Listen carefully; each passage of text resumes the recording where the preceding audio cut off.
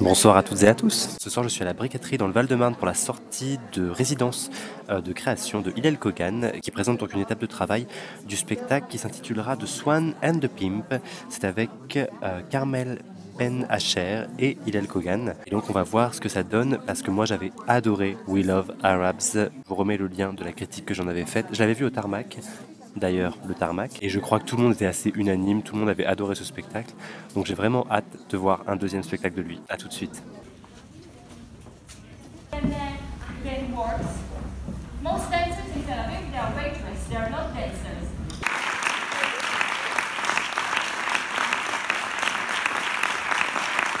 Ce travail a été créé dans un processus d'improvisation très très profond et long. Et il y a une grande partie de la pièce qui est encore improvisée. J'aimerais que ça reste improvisé. Ça donne une ouverture à être toujours présent. Et cette pièce parle aussi de travailler avec du matière. L'emblème du signe, mais aussi la forme du signe, la forme, le corps des danseurs comme matière élastique, ou pas élastique peut-être, parfois. Oui. J'ai mis le challenge, le défi de ne pas contrôler tout, de ne pas chorégraphier tout, de laisser beaucoup d'espace pour Carmel aussi. Le mec il sort de création et son spectacle il est déjà hyper rodé quoi. C'est fou.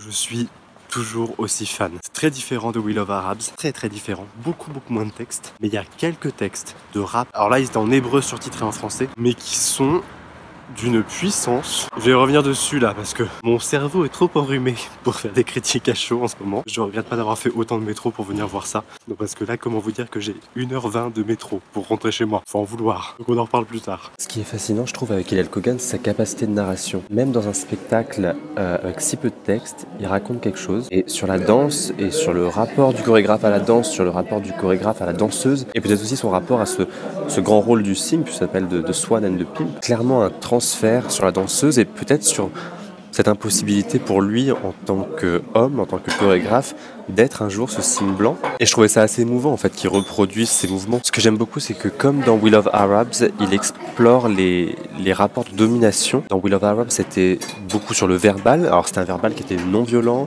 c'était un verbal très mesuré, très bienveillant même en fait, mais qui créait quand même cette domination. Ici, la domination, elle se crée uniquement dans le rapport physique. C'est le pouvoir du chorégraphe sur le corps de la danseuse. Il y a aussi un travail beaucoup plus important sur la lumière.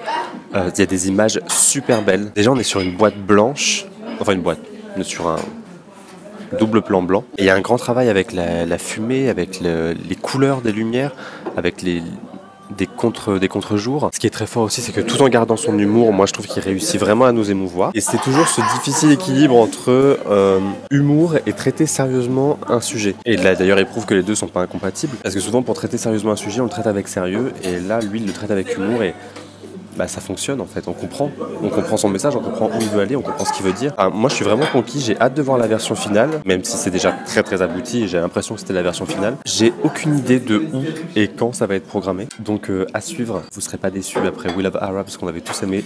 Je pense que là on continue sur la même lancée. À bientôt.